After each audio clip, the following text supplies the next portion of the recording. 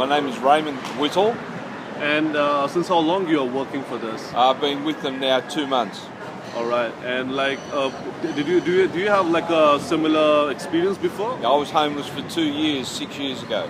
All right. So like you have been like through the similar experience. Exactly. Yeah. And what made you to come out from that phase and work for the people? I was introduced to a group called Winteringham, and they deal with people 50 and above. I was nearly 60 when I went on the streets. I spent 2 years on the streets, and the Winteringham people put me up in basically on the corner of Latrobe Street and Elizabeth Street, and I'll be there 6 years on the 14th of June. That's this year. Yeah. So that sounds like a long journey for like having the experience. And, well, the 2 years on the street wasn't fun, but I tried to make it as adventurous as I could by treating it as a camping holiday. No. So now, like, if you have seen that, like how you talk to the people and what do you say to them? Well, I can empathise with them, with their situation, because I basically... Sorry, Lizzie. 2 systems. One is solar power and the other's from the generator.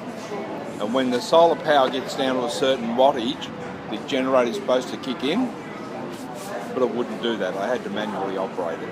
It's working all right now. Fingers crossed. And what kind of other services you're giving over here? Once a month on a Saturday, we have a hairdresser, a vet, we have 2 nurses operating every Saturday, just in case something goes wrong. And we supply the showers. We can't do washing because of the limited amount of water, but we do that during the week. And what kind of response you have seen among the people? Well, today's a very quiet day. We normally do about 20 showers today, but for some reason people haven't been coming. So so far we've done 1, 2, 3, 4, 5, 6, 7, 8, 9, 10, 11, 12 showers. And do you think, like, when the council tell the people to go out from the Flinders Street and the place, has it made any effect? It doesn't affect us, but it does affect the homeless people, because 2 years ago the Lord Mayor, Robert Doyle, was talking up what he was going to do for the homeless people. Now he's decided that he doesn't want homeless people in the city and he's kicking everybody out. Where are they going to go? And the decision just come like this. They haven't prepared anything. No. The services, somebody said to us that we were promoting homeless people or homelessness, but we said no, the homeless people were there first and we're supplying a service to them. The same with all the services. They didn't start up a soup kitchen and go out and get homeless people. That's right. That's right. But at least someone is like, making effort. Making an effort, that's right. So, according to you, what kind of preparations the government should have made, like regarding a permanent kind of settlement, or maybe what could have been done? Up in Sydney, they've just spent quite a few $1 million on building one-bedroom apartments with en-suites, and they're for low-income people and homeless people. Something like that in Canada 2 years ago, I think it is now. They decided to do away with their homeless people by building units for them, and now they don't have a homeless person on the street. They're all home. And why the council don't want to spend over here?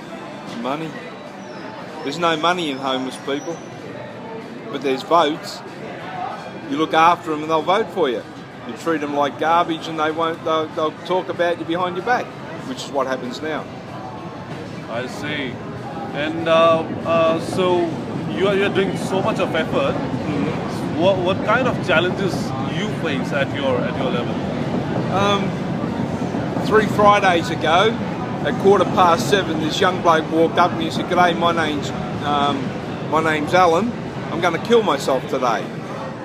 And I've gone, "God, it's not even breakfast time. Why this?" So we talked and I got him introduced to a priest up at St Peter's, and the priest was then more capable than me of making decisions what he should do with himself with regards to getting treatment and help. And we got him. He'd been robbed the night before. All his gear was taken, So we got him clothes and a swag and a bag to carry it all around in, and he was back to square one, and he was quite happy once he got counselling. I bumped into him once, and he's still on the streets, but he's got his gear now, and he knows where to come for a shower. He knows where to get food every day of the week now, 3 times a day, and apart from being homeless, he's quite content with his life at the moment. Yeah.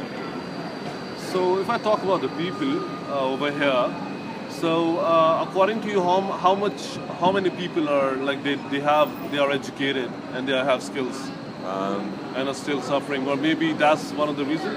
Just look around here. Homeless people are very low educated people. People tell them to get a job, but there's no factory jobs. The number of factory jobs are very limited. Sorry about that, mate. And there's just no work for them, so they're stuck on either New Start or the DSP if they've got mental problems and mental issues. And it's just a real downward spiral for some people. It's things like these and the shower bus that give them back dignity. I quite often see a person come up and they're down in the dumps and you can smell them and they feel really terrible, so we supply them with a toothbrush, toothpaste, a razor, shaving cream, shower gel, hair conditioner and shampoo, a clean towel, clean jocks and socks or knickers if they're a lady. They go and have a shower. During the week they can do their washing while they're in the shower, so they've got clean clothes, and they come out with dignity and a real smile on their face, and it makes a huge difference to them. Yeah, it looks like they need some kind of support, but like what you said, do you think education could be a solution? Look around you. What do you see? Hopelessness. No interest in getting an education. The young guy standing up, talking to the young Jed. He pretends he's educated and he talks about a lot of stuff, but it's BS most of the time. I see. And I can imagine like no companies are interested in giving jobs at the moment for the people who are dependent. Well, it's a real catch-22 situation. I've made friends with a young bloke, Cameron. He's a diesel mechanic by trade. He went for a job and they asked him what his address was, and he said, I'm homeless. So he hasn't got a residential address, so he just didn't get the job. So I've told him to use my place as his residential address where he can get his mail sent to him, etc. And hopefully he can get a job through that, then get his own place eventually. And if you guys are not helping, it's kind of a cycle. They're not getting jobs, they're not getting money, they need job, they're not getting job, it's a cycle. It's a downward spiral, a real downward spiral. I know, I was doing it for 2 years.